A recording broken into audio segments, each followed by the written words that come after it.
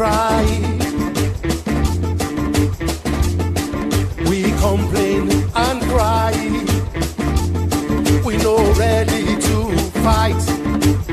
Oh no, because we wait for Jesus Christ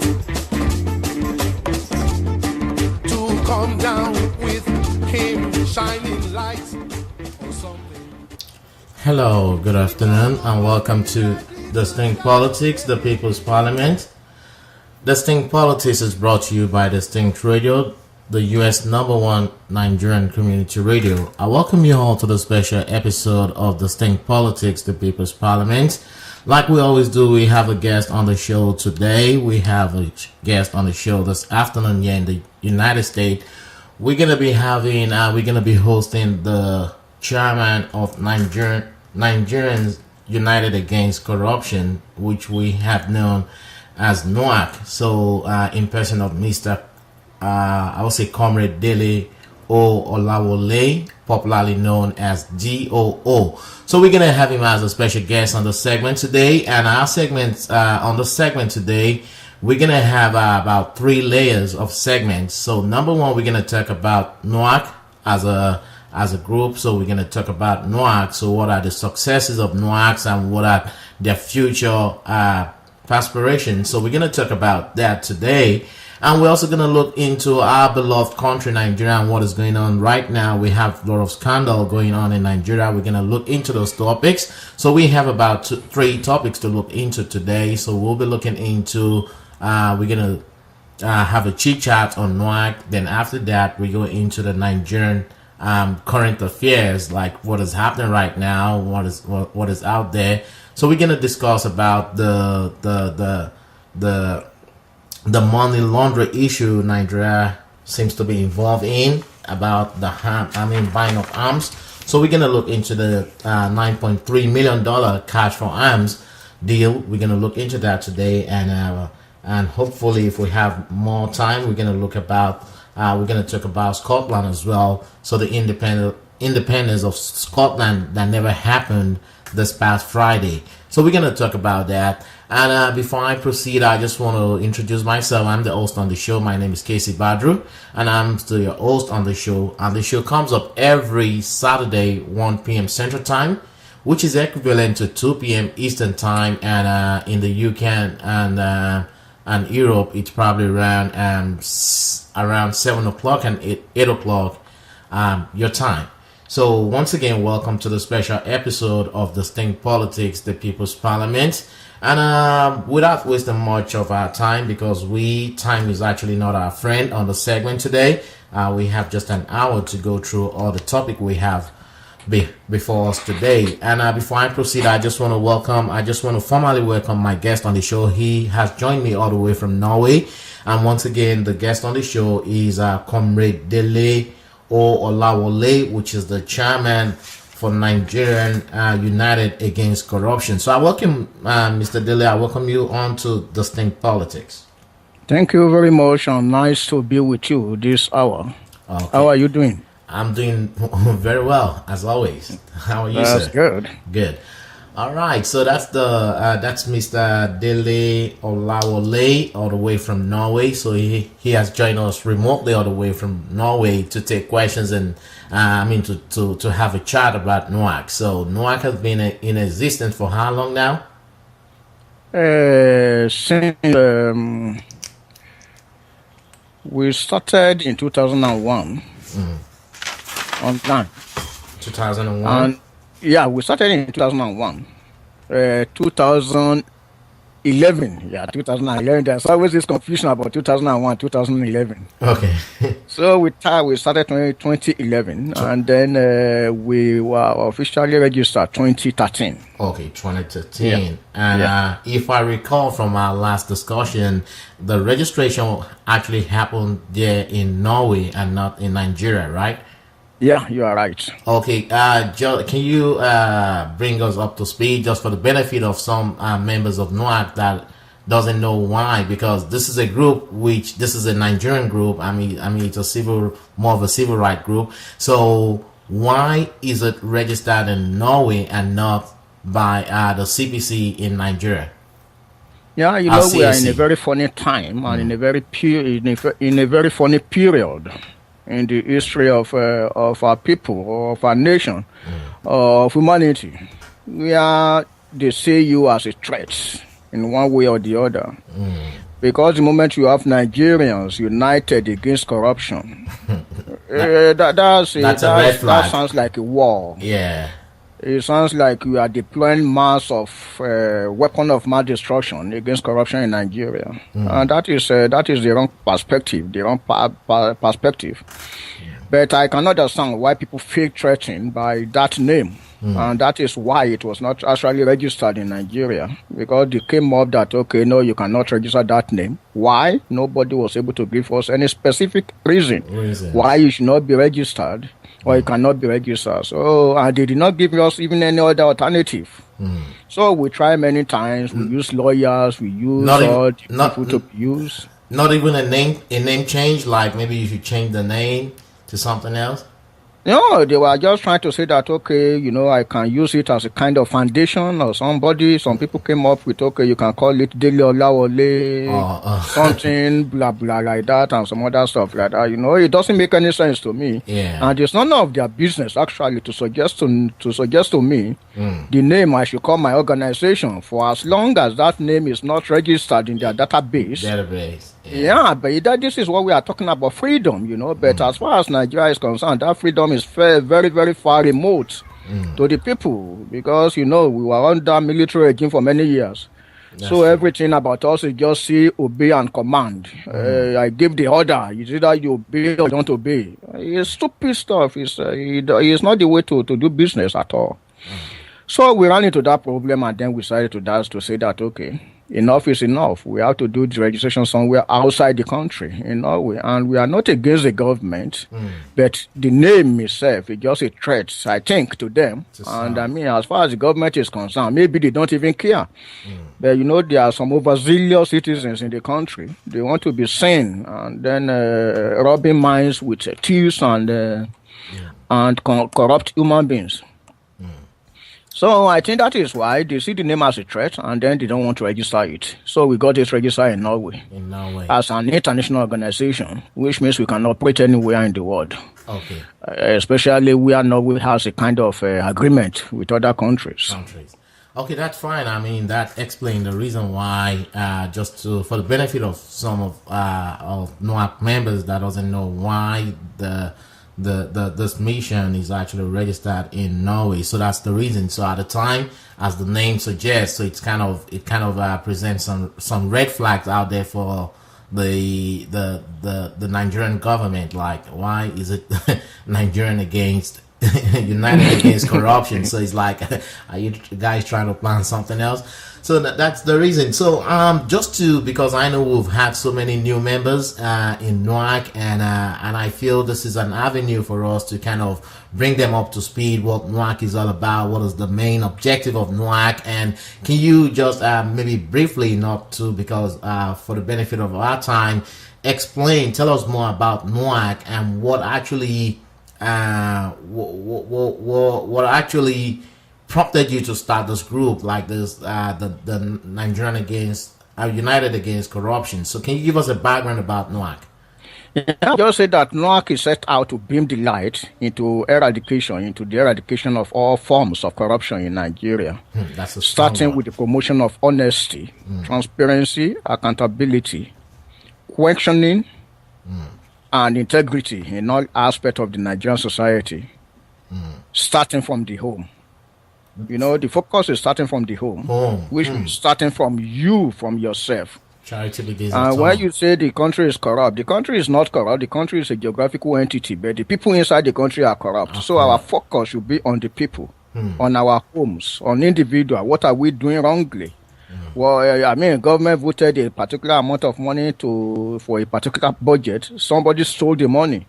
You say the government that stole the money. No, it's not the government. It's somebody within the government that stole the money. So our focus should be on that people. So, and then our vision, the vision of the Nigerian United Against Corruption International is to eradicate all forms of corruption in Nigeria. And they show that corruption is no longer an impediment to enhancing development and good governance in the country. by creating a highly ethical organization that is resolute in re-engineering, that is the focus, in re-engineering the future. And that is the ethical question there. When you say you want to re-engineer the future, what are you talking about? That is just change the mindset of the people.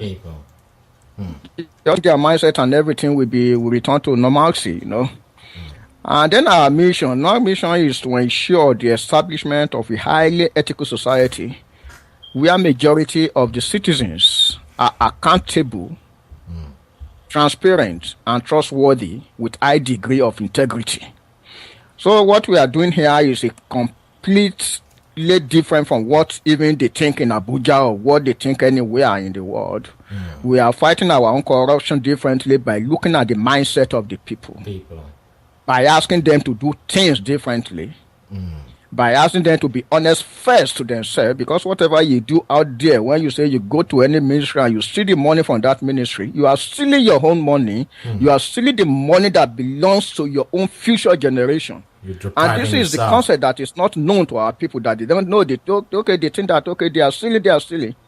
So you are stealing your own money. You are stealing your own future. You are stealing the future of your own children that even they are yet to be born into that society. So this is the message that we are trying to send.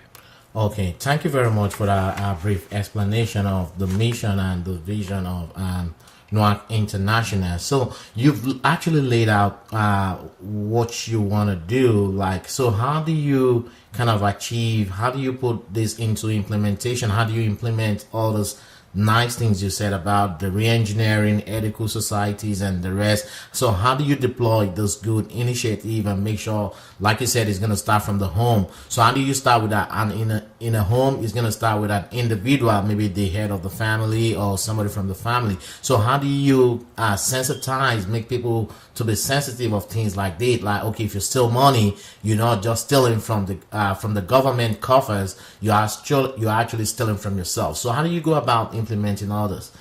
How we intend to implement it is partly part of what you are doing for us. As a member of NUAC organization, for example, you bring us up to talk about it. And I know that out there are millions of people listening to what we are saying. And then we'll be questioning their own integrity. We'll be questioning their own mind. Am I doing the right thing? What is I'm doing wrong? That is part of the implementation process. Education and information empowerment. Education and information.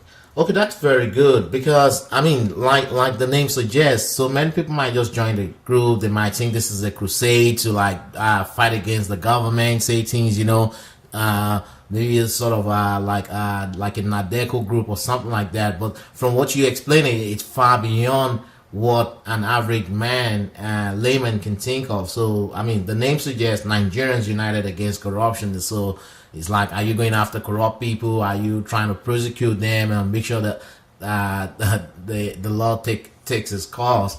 So that's what many people might be thinking about the group. But from what you're saying, it's going to start from individuals. So it has to do with education, and it has to do with what again did you cited? Information, exactly. So we have to provide information and educate the people on what needs to be done. Okay, that answers the question. So just for the benefit of our listeners out there or any members of the NUAC which is on, if you have any questions, you are at this time of the segment, we can take your question if you have any questions. And the number you can call to be part of this discussion will be 817-717-5685. Once again, it's 817-717-5685. So you can bring your questions or comments to that number. So we'll be more than happy to add you to this chat. So going forward about NUAC, so you've stated what has been going on. So we know a lot of, I don't know what the demography looks like for NUAC. So do you have statistics about members? Like, do we have more people on ground in Nigeria than we in the diaspora? Yeah, so far so good.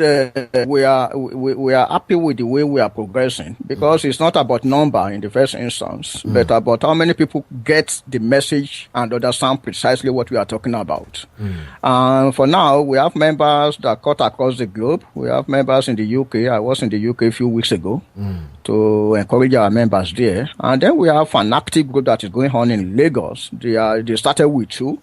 And today they are growing and growing and growing and growing numbers. So which means we are making impact. And all over the country, all over Nigeria, we have members.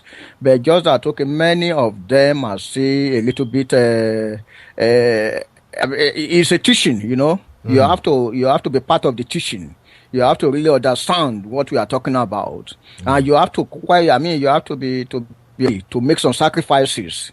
And that is the challenges that we are facing as of this now. Some people, okay, a friend of mine called me recently, Dele, you know, I'm a member of this organization. I love everything, but I beg you, I need money. I can't do away without collecting this thing from these people. You understand what I mean?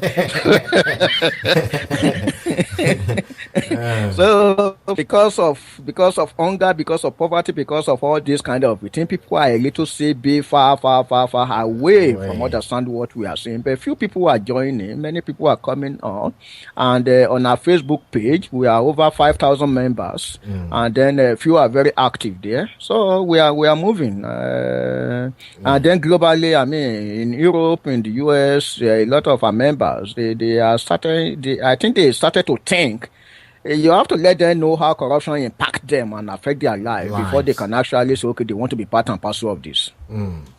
Okay. That's having said that, let us move into, because part of what you're doing is educating the people and providing information.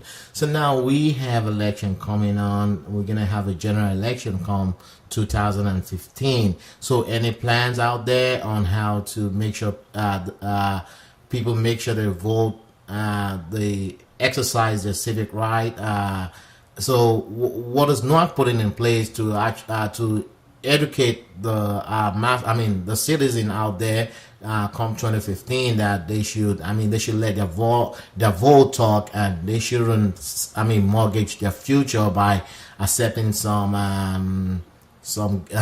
bag of rice and the rest. So do you have any sort of program out there? Yeah. We actually have a committee that is working on 2015, Nigerian 2015, and then we actually have a publication that should be out very soon on 2015 election. You know, whereby we're encouraging the people to vote for their future, and not for a bag of that they will eat and then disappear from the stage. Because if you vote for a bag of rice, when the rice is finished, you don't have any mouth again, the governance of the nation. At least you've gotten your own... you've had your share. Yeah, you've gotten your own share. So what are you talking about? It's just a matter of asking you to shut up. So we've developed a number of projects. Our secretary is in charge, Comrade Antonio Martins. Okay. We've got a budget, and then, but money is an issue for an organization like NUAC. And then we want to put a poster out there in Nigeria, educating people, billboard, to educate people to vote right. And you must remember that NUAC is a non-political organization. Yeah. So we don't support any political party, we don't support any religious, we don't support any ethnic group or anything. So we are just neutral as much as we can. But want to educate the people as much as we can on their voting rights and on the importance of that vote that they hold in their hand. It is their future, and it is their well-being. It is their good health system. It is their educational system. It is everything that they can ask for and talk about. But when you get a bag of rice, then you have nothing to talk about. Yeah, thank you for that. Just for the benefit of our listeners out there, if you're on the segment, it's a live segment, and this is we're on Distinct Politics, the People's Parliament. And my special guest on the show is Comrade Dele Olawole. He's the chairman of Nigeria United Against Corruption, NUAC. So we've been discussing about the past, present, and future of NUAC. So since NUAC started officially, since I guess it got registered in 2013, and this is 14, would there be any sort of like a convention where maybe I know you said you've been going from countries to country. Recently, you said you visited the United Kingdom, right?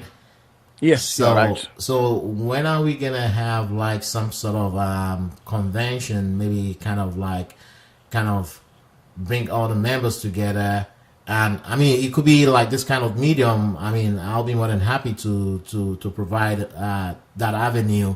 So I feel maybe we should, just like you said, you talked about education. So many people join this. Oh, this is a group. They don't know what the group is all about. They join the group, and ever since you said, well, the group has about more than 5,000 members in its Facebook fan page or wherever. So, but only few people actually contributing to NUAC's meeting or talks and things like that. So I guess maybe many of the members doesn't know what are the goals of NUAC, and I mean, they just saw, oh, this is a group to fight. We're talking about corruption in Nigeria, and they joined the group. But it goes beyond that from what I'm hearing from you. So it goes beyond, I mean, this is not a group to fight the government. It's just to fight corruption. So corruption is actually embedded in human, not in the land itself. So Nigeria, so we're looking at the human factor and not a country, because I mean it's just like somebody saying even a well-performing president, if that president comes to Nigeria, they may not perform like maybe a president performing in other countries, because the platform is already there. There's no, I mean, the laws and orders are well defined. In Nigeria, we have good rules and regulations, but unfortunately, some people are above the law, and that's the reason why we're having all this chaos and all this corruption issues in Nigeria. So we have the laws, but and I guess coming to your point again, we need to educate the people and let them know what corruption is all about. So corruption is not just only in government, and as I usually say, even the politicians doesn't even know how to steal money. The people that taught them how to steal money are civil servants, because they know the nitty-gritty of this ministry. They know how to sign for money, how to put projects in place. So they taught the politicians how to steal. And now these are individuals that came from one family or the next. So I guess NUAC is working towards educating those people. Stop doing this. If you're stealing, you're not just stealing from the government. You're stealing from yourself. You're stealing from your unborn generation. So and that's it on that. And before we move, because we have probably like 20 minutes for each segment of discussion. So before we move away from the NUAC, just in case you have questions, if you are a member, you have questions, you want to get to know Mr. Dele Olawale. Many people have seen Mr. Dio on I mean, we've seen the picture, but I mean, this is an opportunity to discuss with your senior laborer on the state of things in NUAC. So you want to, if you've joined the group, you want to understand more about what is going on, and this is an avenue for you. And the number you can call will be 817-717-5685. Once again, 817-717-5685.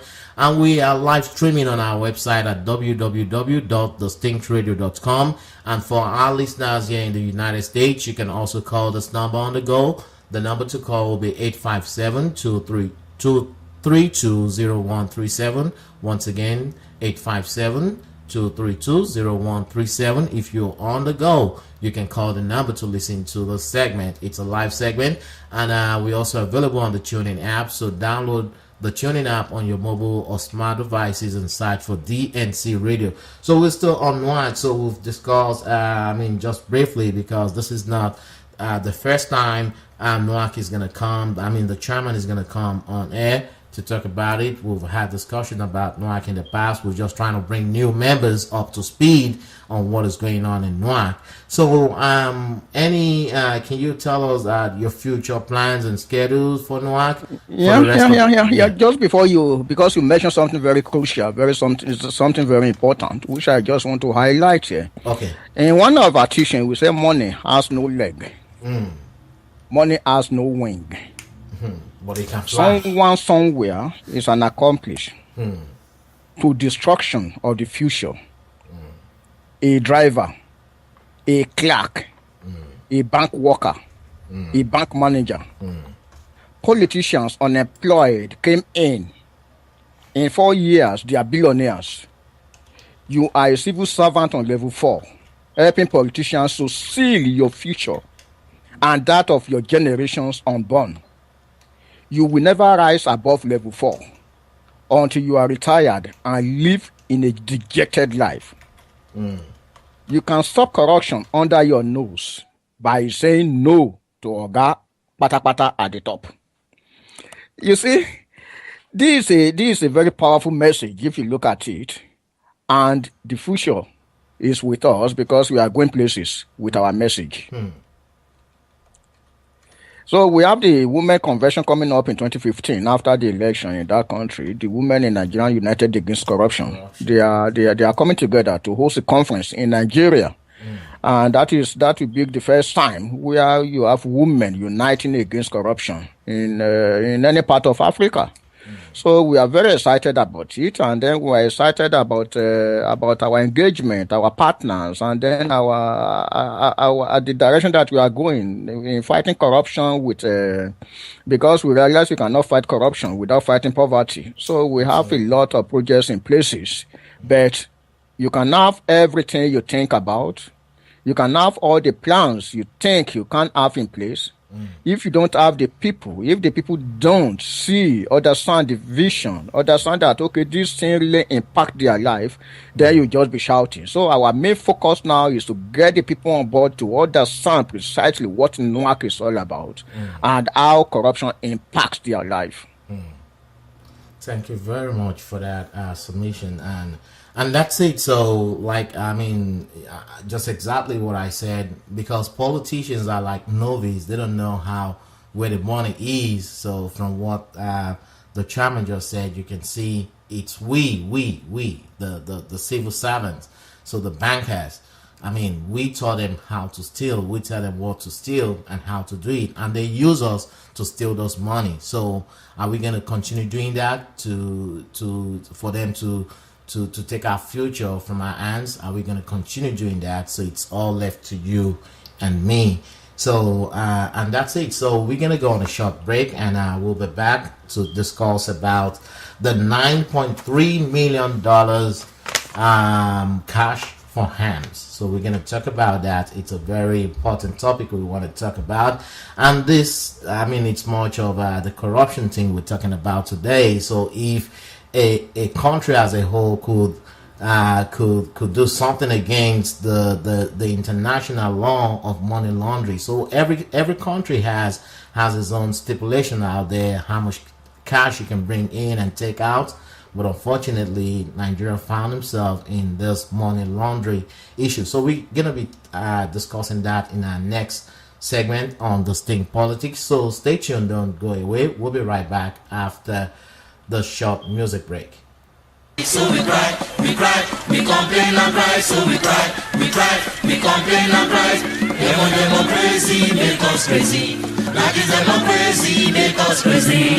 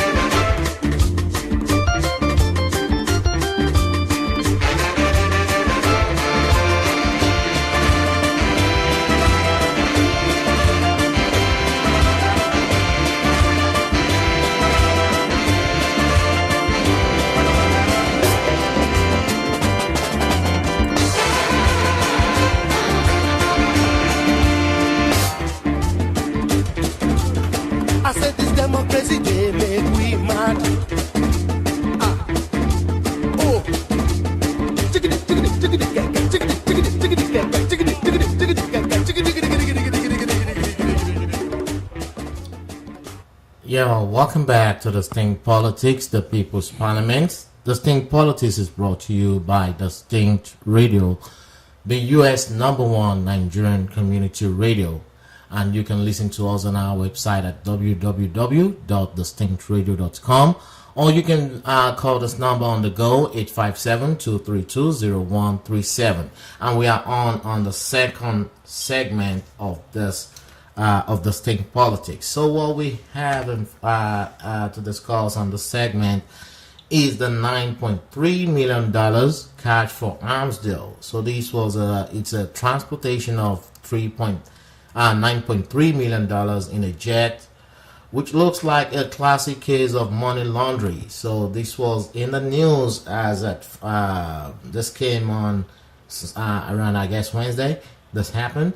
So investigators in South Africa have dismissed Nigerian government explanation of the purpose of the $9.3 million cash seized from two Nigerians and Israeli as flawed and riddled with discrepancies. The suspect told South African authorities that the money was meant for the procurement of arms for Nigerian intelligence agency. So now these are the red flags. These are the red flags because, I mean, in money laundering, it's more of an international act. So every country has a stipulation or rules out there. Like I said before we went on break, how much can be brought into the country and how much can be taken out in cash. But in this scenario, we're talking about $9.3 million that was transported through a private jet owned, quote by quote, by the leader of the Christian Association of Nigeria. But I mean, he said he actually came out, he owned up to the fact that, yeah, I own it, but we actually lease it out to another company, and another company actually give it to another company. So now, whichever way, what the South African government is saying is that all explanations from the Nigerian government about this cash that was seized is flawed and riddled with discrepancies. So which means our story, whatever we say, whatever the government is saying, the media spokesman for the government, whatever they're saying, it doesn't add up. So Mr. Comrade Dele Olawale, I'm gonna take you on this. So can you tell me what's your take on this? The whole thing looks like, how do you say it now? The whole thing looks like abracadabra, like magical jargons. The more you look, the less you see. Because if you look at what really happened, it's like, hey, stop. I am camp president. I am reshuffle. I am the owner of the cash stack jerseys in South Africa, blah, blah, blah, blah. But wait before you crucify me. I already leased the jet to another party. Yeah. You go here, in which I have a residential interest. Then you go here again, as a residential interest in the aircraft. Okay, that's the circle. But that is not the end of my story. Eagle here has also since the 2nd of August 2011 leased the aircraft to Green Coast Produce Limited. Okay, Green Coast Produce Limited confirmed the aircraft was in turn hired from it by one John Ishaku. So who is John Ishaku? We don't know. Okay. I'm sorry. There is no electricity to continue. NEPA has just taken lights. Just wait a minute. Okay, when light returns, we hope to read. Who is this John? Okay, and then who is this Israeli that participated? The Israeli cannot buy arms worth 9.3 million from Israel to improve the economy of Israel. He also go to South Africa. Okay, you can see all the nonsense that it doesn't make any sense, or it doesn't make any clear picture to anybody at all. Let me put this to you. Let me just chip in a little bit. Do you think this money is actually intended to procure some arms, or is this just an act of money laundering? They're trying to take it through South Africa, because there's this issue about Cyprus that eventually they want to take it to a bank in Cyprus. So do you think that this money is actually intended? Because this, let me read this to you. There's part of the red flags we found in this In this case, is one is the Ayo Orisha J4 issue is one flag, and number two is tier one. Tier one happens to be the group. I mean, the company that was supposed to sell those arms to the Nigerian government. So they said tier one services group, the firm Nigerian government claimed it wanted to procure arms from, is not authorized to sell or rent military hardware. So now that's another issue. So you say the more, like I told you, that the more you look at this issue, the less you see. And like we do in NUAC, we don't like to speculate, for example. We get to the root cause of every situation. I mean, what we have seen so far is speculation here and there. But we know that out there, the truth is hiding somewhere. Is it money laundering? Is somebody stealing money? Is it a way to steal money? Is okay, are they buying arms and ammunition for the Christian community in northern part of the country? You don't know. None of us know. And then the government, because your Shefas or Tessa for whatever is his name called. Yeah, because it's involved. And you know that, okay, this is a close ally of General, Good Luck Jonathan, the president of Nigeria. So they are now putting the weight of the federal government of Nigeria behind this scandal. To say, oh no, it is our own case. It has nothing to do with the man of God. With the man of God. So the whole thing is, look, I mean, I can tell you that, okay, at the end of the day, you will not get to the head or you will not get to the tail of this thing. It's just one of the ways these people steal money. And the question I've been asking people that, okay, we should actually ask ourselves that, how was this money not detected in Nigeria? Well, they said the jet actually flied from the presidential wing. That's a report I got from Punch. So according to Punch newspaper, they said it actually left the presidential wing. So okay, now excuse me, are we now saying that the presidential wing of Nigeria is above the law of the aviation industry in Nigeria? That's what that indicates. I mean, if they claim that because it left from the the presidential wing, so it's not subject to any so which means something is wrong with the system. So how much of our money have been stolen using that when the president is sleeping in his bedroom and somebody, maybe a pilot, just commandeer, come and take us to somewhere, and then they free they get up with billions of naira or dollars, and then they flow out of the country. Nobody will know. So is there any trace of all these flights? You know, for example, if this one is not caught, we not know anything about it. How many of such flights have taken place in recent time? And again, if the so-called jet has been leased out to, I mean, and that's what South African government is saying, is there's a lot of discrepancies in what the Nigerian government is saying. Okay, number one, we said the camp president said, well, the jet has been leased out to a company in which he has interest in. So why should, if this has been hired by somebody else, why should it fly out from the presidential wing? So so it's like the story is not adding up. I tell you, it's abracadabra. We just wasting our time trying to dissipate the whole thing. They are telling lies. You know, this government is known for telling lies. And then when you now talk about their lies, they think that, okay, you are against them. There are some due process. They should follow due process. Exactly. They should be transparent in their dealings so that the whole world will see that, okay, this is a transparent government. Are they binding hands for men ahead of 2015? So they give room for all these kind of speculations, and then at the end of the day, they will turn around that, okay, it's the opposition party, or okay, the people abroad, they don't understand them, they are against them. Try to be transparent for everyone. For just for one time, for heaven's sake, be transparent just for once. 219 of our children are still missing. And then, okay, we keep talking about it. You see us as the enemy of the state and unpatriotic human beings. Who is not patriotic here? It's you. It's the people in the government that are not patriotic. They should just stop all this kind of nonsense. Yeah, and this is what the presidential spokesperson said. They said this is a procedural error.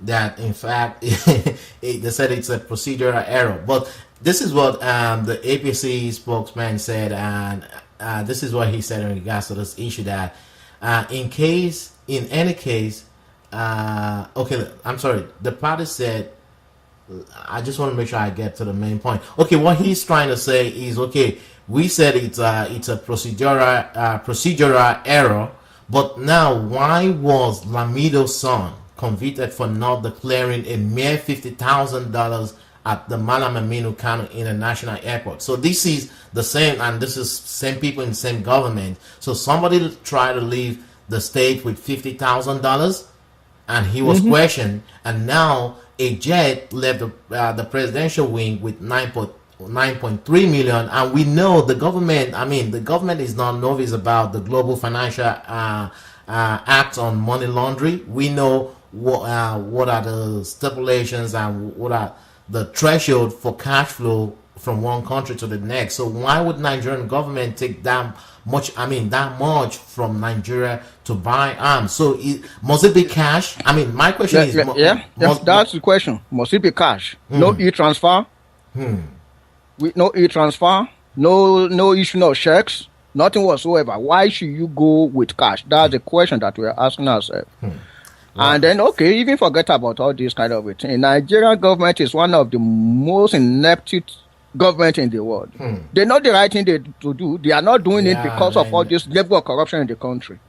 If there's electricity in the country and a very strong IT backbone, we'll be able to track all our money, how the money moves.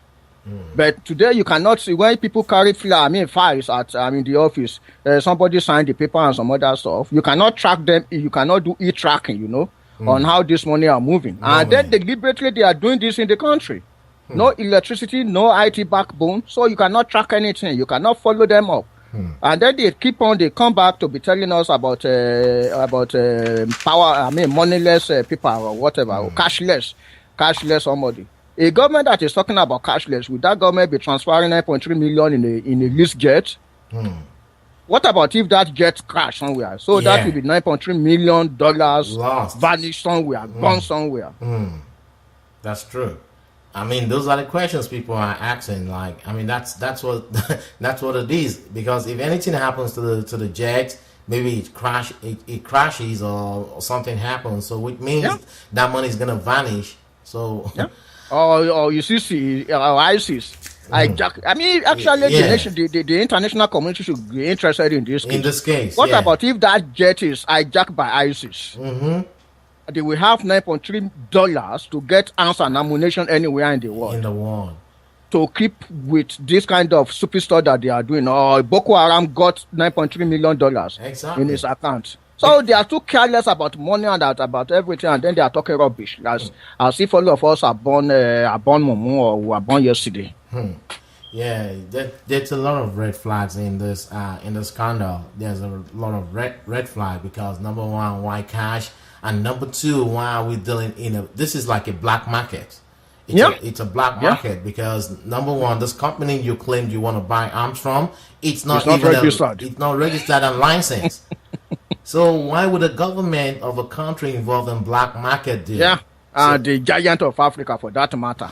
Okay, Mr. Conrad, we'll have to leave. Like you said, this is abracadabra. The more we talk about it, the more we get confused. So the more you go, the less you see. So let's before we move to the Scotland, the UK referendum, let's quickly talk about what happened last Friday in Lagos, which is a very interesting. I saw some of your write-up about the so-called Nigerian, the men of God in Nigeria. So now the overseer of synagogues, Church of Nations, said, well, these are hard times. He's going through some hard times, but I'm not even interested in everything he's saying. So what caught my interest is number one, this collapsed building was initially 2-story building, right? So the foundation was made for 2 stories. So how did they end up converting 2-story into 5-story, adding 3 more stories into? So don't you see there's a violation somewhere? And from the report I'm getting today is Jonathan actually visits a synagogue to commiserate with them, and the Lagos state government claimed that the general overseer of the church, Prophet T.B. Joshua, failed to obtain approval for the building. Therefore, the addition of the more floors to the existing two-story building was unlawful. So now, and that's a failure in part of the Lagos state government, because even, I mean, how would somebody go ahead and start erecting a building without approval? That's number very one. possible in Nigeria. It's very well. That is the corruption that we are talking about.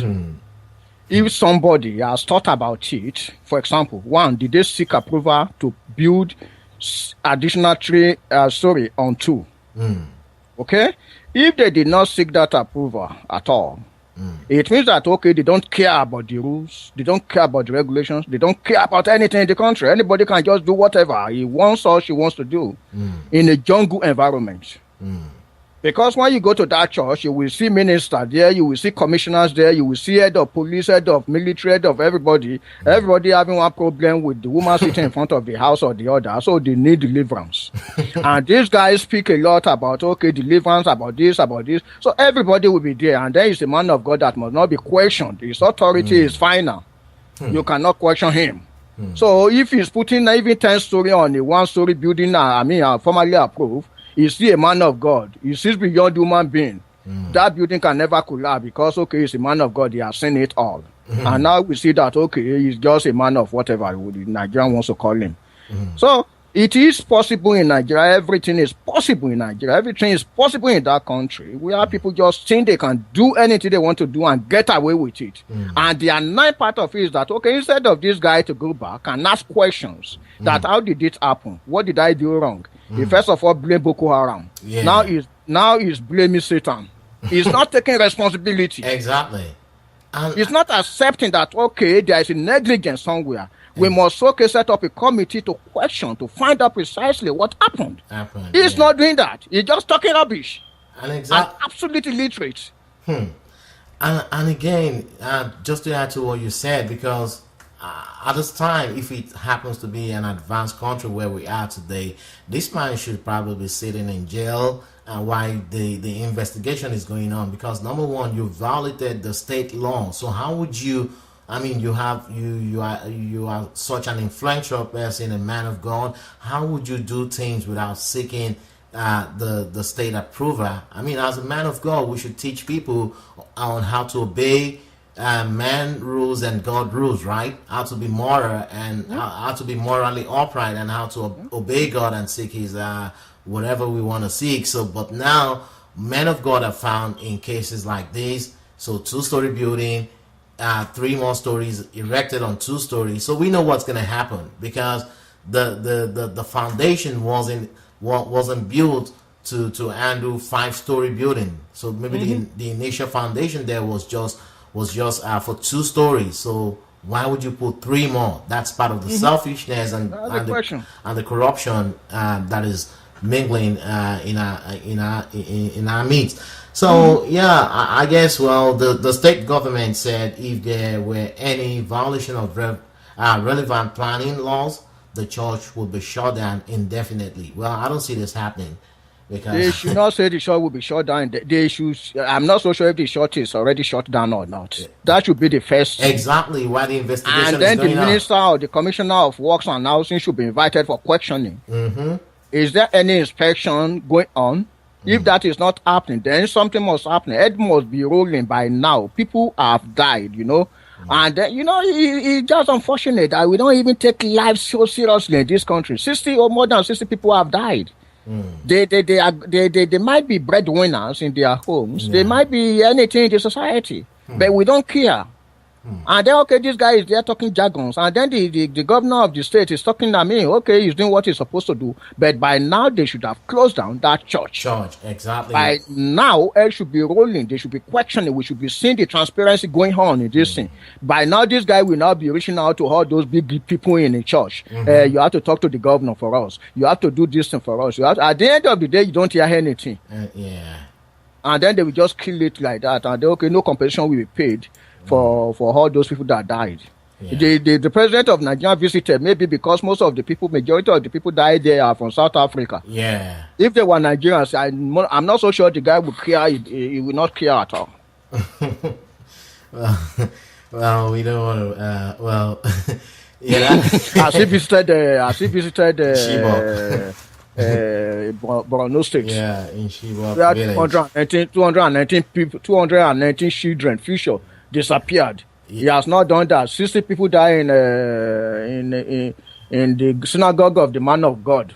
Yeah. So they are going to pray. I know TB will pray for him when he come there for 2015. Okay. All right, we're gonna leave that the way it is. I know.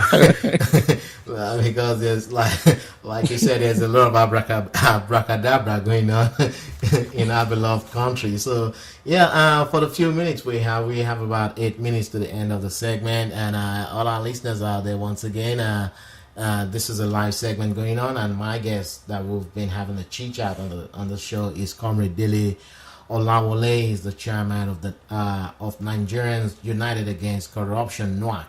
Okay, we're gonna talk about the referendum that happened in the United Kingdom. So two kingdom was about to separate and go their ways, but unfortunately, we have more no's than the yes. So, what was your take? So, before when the election was going on, so do you think Scotland is gonna vote a yes or a no? Yeah, I thought it was going to be yes, and then I was looking forward to yes. But then at the end of the day, the talk, you can see some kind of political manipulation ahead of the voting, whereby the UK, they bend the rules. They gave more options, they gave more rooms, that, okay, if you say no, you will have this, you will have this. And that is why that is precisely what they are fighting for. That is why what they are looking for. So if you can have it, they have won. So it's like, okay, there's no winner, there's no loser. So, and then when you look at it, actually, when I started thinking about it, that, okay, if they eventually say yes, they might have to go through another 50 years to come back to the stage that they have now. Like, okay, signing bilateral agreement with other countries around the world, and also forth. It might take a longer time for them to actually get there. It will. So I think it's a win-win solution for them. But this cannot be compared to Nigeria. If it's okay, we are going on our own today, and then some people say no or yes. I mean, you cannot have the same thing. Many people don't even see any reason why they should be inside Nigeria at all. So you cannot compare the two. We cannot compare the two. But the people have talked, and then they have got precisely what they want. So I think that must be respected. Yeah. So, but what are the lessons like Nigeria as a country can learn from this process? Because, like you said, it's a win-win for Scotland because it's a win-win. The reason they want to go their ways is they want to get more people in government, and they want to get more stake in the government. But now it's like they still got what they wanted, and they still remain in as one country, the United Kingdom. So it's a win. It's to me, I'll actually see it as a win for the Scotland because whichever way they got what they wanted, so they got what they wanted. So it's still a win. But what? So like the process, because I was watching the video, they actually extended the voting right up to 16, like kids that are like 16 years old were able to vote. So was it to make to create more rooms for the no, or because it's just a matter of of letting those people know that, okay, they are going into the future. So when they were 16, they will tell you that, okay, we voted for either yes or for no. So it's part of including the youth, the kids in their own future. That is what we don't have in our own country, In our own country, you see a man of 70 being the head of the youth organization. So what they are telling us, that is part of the lesson we have to learn, that, okay, the future belongs to the youth, and they must have a say in their own future. Yeah, that's correct. That's true. So they should have a say in their future. So that's one of part of the lessons we should take from the Scotland referendum. But do you see us having this kind of referendum in the future in Nigeria? Is it possible to have it? Because the confab they just concluded confab should have been were to discuss things like these, but the president said, well, it's a no-go area for Nigeria, so we can't really talk about our separation now. But I mean, so Nigeria is a land of shouters. Where shouters, noisemakers. Because behind this referendum that we are talking about, there are a lot of thoughts that went behind it. They did not start yesterday. It was not on the day they voted. It was an ongoing thing. Yeah. So the Yoruba say, okay, they want to go out of the Nigerian system, for example. Have you seen any think tank paper written on it? No. Have you seen any discussion that was going on or that has been going on concerning this one? Some people will just wake up tomorrow, they say they are Igbo. They don't want to be part of Nigeria. That is not the way it works. It might take you about 20 years. It might take you about 30 years. You have to talk. You have to involve the people. You have to document all your processes to be taken seriously. So whatever noise anybody is making in Nigeria, I'm not taking them seriously. And I don't see this kind of thing coming up maybe in the near future. They will just be shouting and shouting. So the you, if I may ask, I mean, I just want to get your view on these. Would you prefer Nigeria to be like the way we become amalgamated into one country? So do you think there's more benefit for us to be one than to split into several entities? The way Nigeria is currently constituted is not benefiting anybody. It's not even benefiting the federal government. If there's anything federal. Nigeria should go back. What we should be agitating is for true federalism, whereby each part of the country is independent within the nation. Without all this money going to the central. The money generated from Igbo land should be used for Igbo people. The money generated from Yoruba land should be used for Yoruba people. Exactly. And then when the center is very weak, the level of corruption that we see today will be minimized drastically. That's true. That's true. Absolutely right. Unfortunately, we're on top of the hour right now, and I want to thank you for always coming on to the show. So we hope to see more of you on the show. So we appreciate everything you said on the show, and it's very informative for us. And we hope to see you more on the show, like I said. So we've discussed issues today. So we discussed about NUAC. So we're gonna be having a replay of the segment as many times as we could. So for the benefit of some of us that couldn't tune in at this time, so we can always listen to the segment, because it's a very, very important segment we had today, because we've talked about NUAC. What are their present and future aspirations, like what are they putting in place in the nearest future. So there's a women convention coming up in Nigeria right after the election, right? Yes, you're right. Yeah, so there's a women convention coming, which is the women of NUAC. So they'll be converging in Nigeria after the general elections in 2015. So these are things that will be happening within NUAC. So if you have questions, Mr. Adili Olawale is always there to take your questions. So if you want to get to know what this group or mission is all about, so feel free to reach out to him. He's on Facebook. You can inbox him, or you can have a chat with him, and he's a very good man. So I want to thank you once again for coming on to the show, and this is all we could take on Distinct Politics, the People's Parliament. So next week we shall continue on the segments as things because it's getting interesting in Nigeria now, as the election is fast approaching. So a lot of things happening, people trying to get prepared, more proactive. So the money laundering scandal might be for arms, it might be corruption or whatever it is, but we don't know. So and like Michael said, the more we look, the less we see. So we don't want to look too much and become blind.